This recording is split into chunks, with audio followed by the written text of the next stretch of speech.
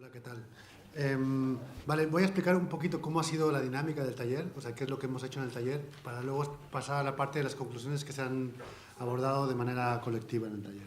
Entonces, digamos que como nos hemos planteado el taller es desde una perspectiva de revisar las herramientas que hay en la actualidad para trabajar temas de urbanismo y dinamización comunitaria a nivel histórico.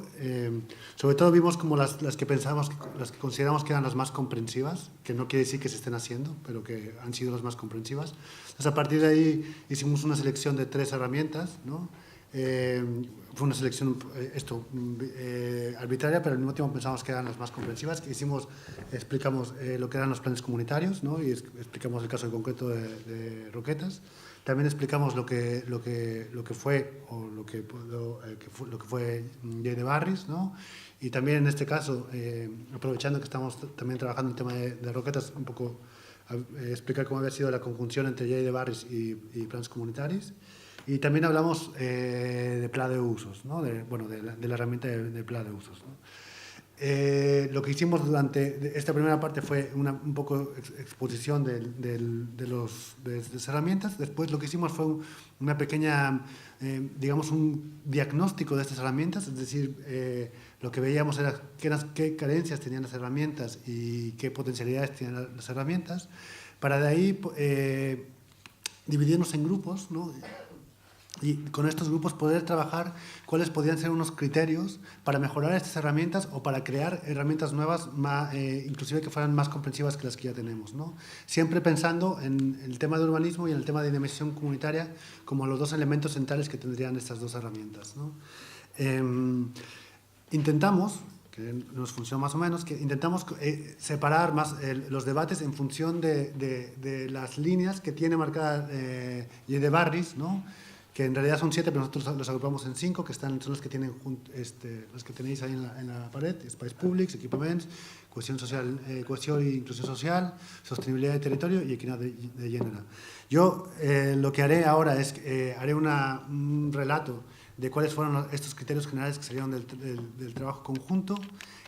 Los voy a decir un poco en desorden, no los voy a agrupar de esta manera porque más o menos ahora cuando lo pusimos en común pues vimos que en los diferentes equipos se trabajó a diferentes niveles y diferentes propuestas, y sí menciono que hacemos un poco resumen de todo lo que salió porque la cantidad de propuestas eran muy grandes y bueno, ya hay necesidad también de ir cerrando los temas, ¿no? Entonces lo hicimos en formato resumen y voy más o menos leyendo cuáles fueron las propuestas que salieron, ¿no?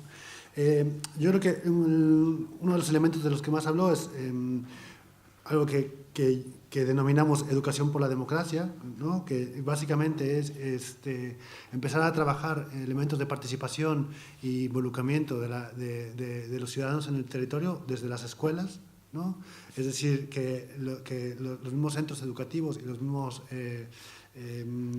lugares donde se trabaja el Lleura pueden estar vinculadas en el trabajo en el espacio público, ¿no? Y de esta manera es la misma infancia y los mismos jóvenes que se van involucrando ya y van conociendo cómo son las dinámicas y también van conociendo cuál es la realidad de trabajar este tipo de temas, ¿no?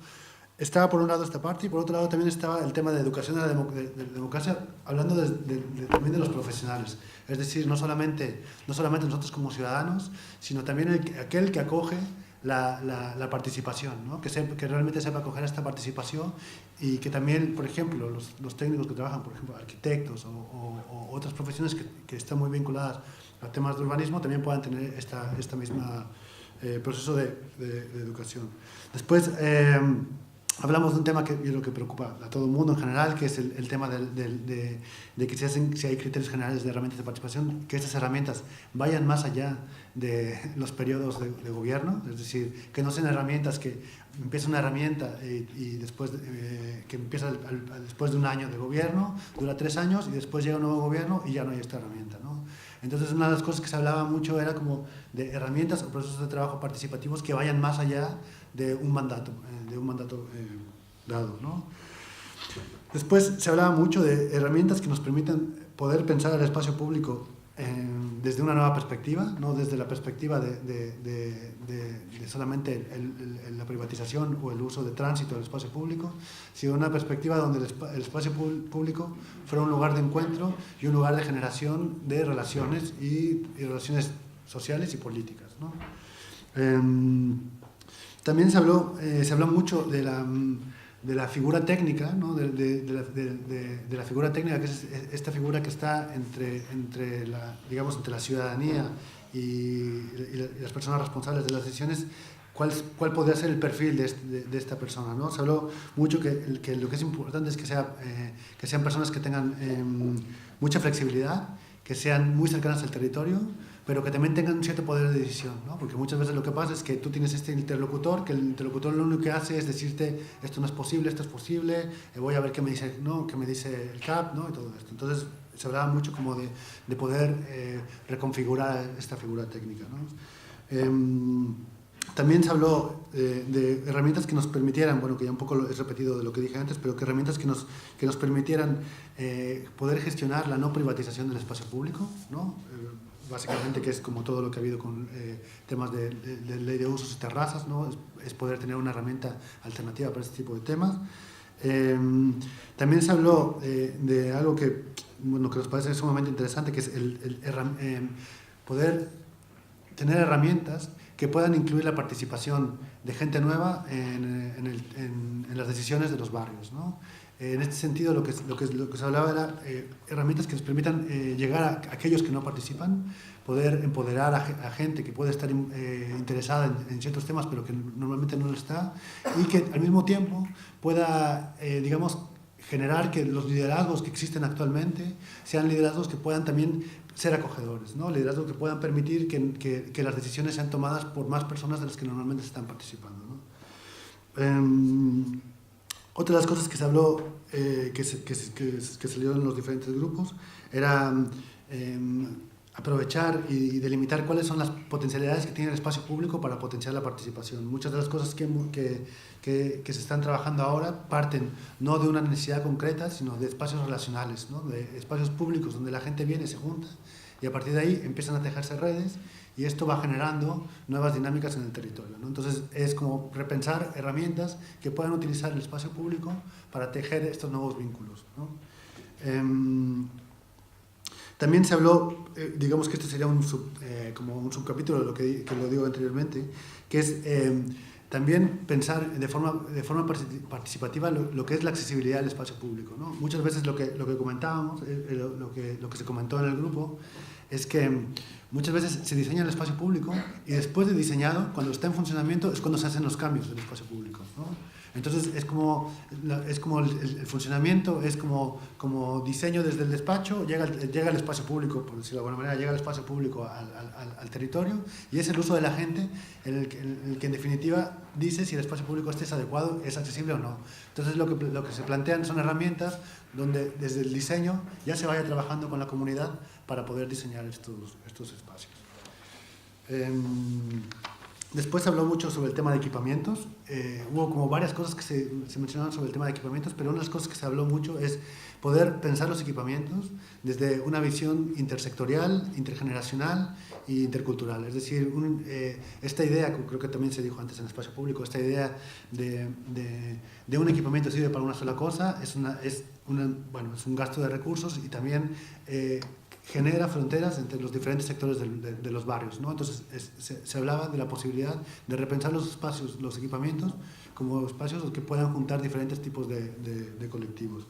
En este sentido también se habla mucho de la potencialidad que tiene la gestión cívica sobre los equipamientos para permitir la informalidad, como la informalidad desde un punto de vista positivo, ¿no? La informalidad como este espacio donde se pueden construir cosas sin estar pasando constantemente por lugares formales, por reuniones formales o por ciertas formas conectivas más formales, ¿no?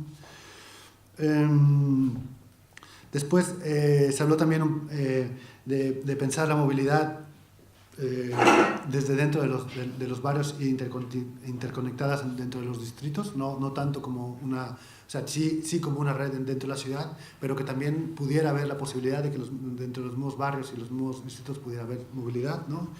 Es decir, pensar en formas participativas para gestionar esto. Después, un poco vinculado con lo que ya dije antes, es crear herramientas de participación que pueden empoderar a colectivos desfavorecidos, ¿no?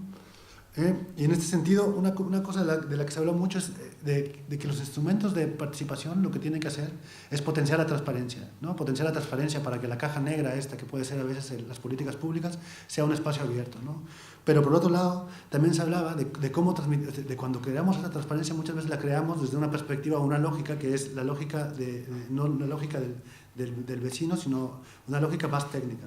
Entonces, a la hora de ser transparentes también es poder transmitir información que sea cotidiana, que sea de fácil uso para la gente. Entonces, una de las cosas que se veía es que seguramente a partir de comunicar esta información de una manera más cotidiana y más cercana a las necesidades de las personas, seguramente podríamos lograr más participación de gente que normalmente no participa porque se siente lejana a los temas que están trabajando.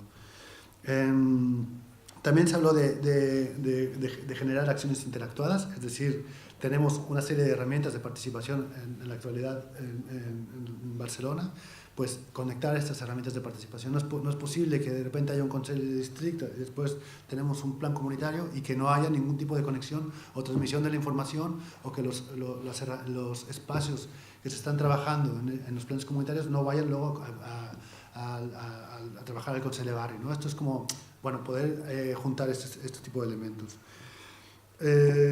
Después hablaba una cosa que es lógica, ¿no? Pero que las herramientas han de ser herramientas creadas participativamente, ¿no? Es decir, también podemos pensar colectivamente sobre las herramientas que tenemos, ¿no?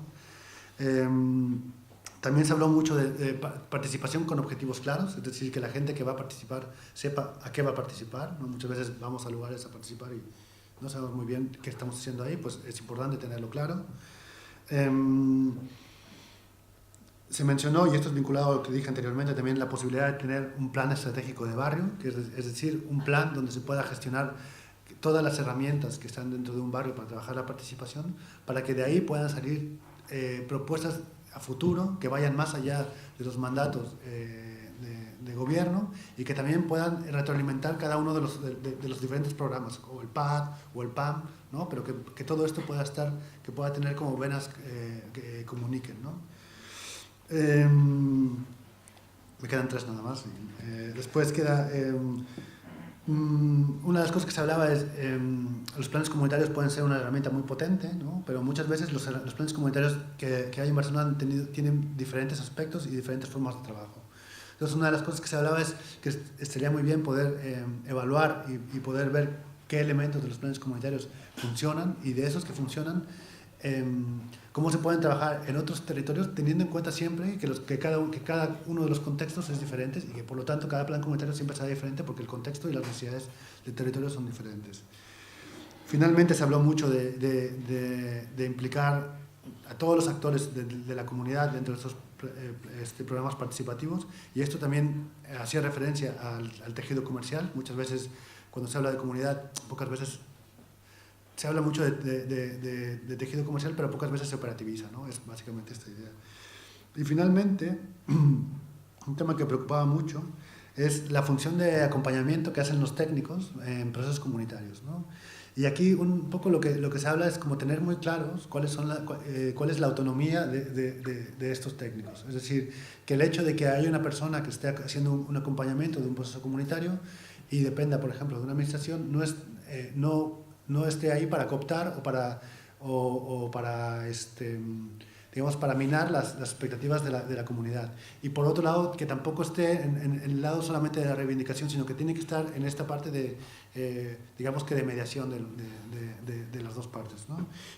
Y creo que aquí está se plantea muy bien el hecho de poder hacer una formación o una formación no, sino como definir muy bien los roles que tiene esta figura dentro de los procesos comunitarios. Y básicamente son los temas que se han trabajado en el grupo.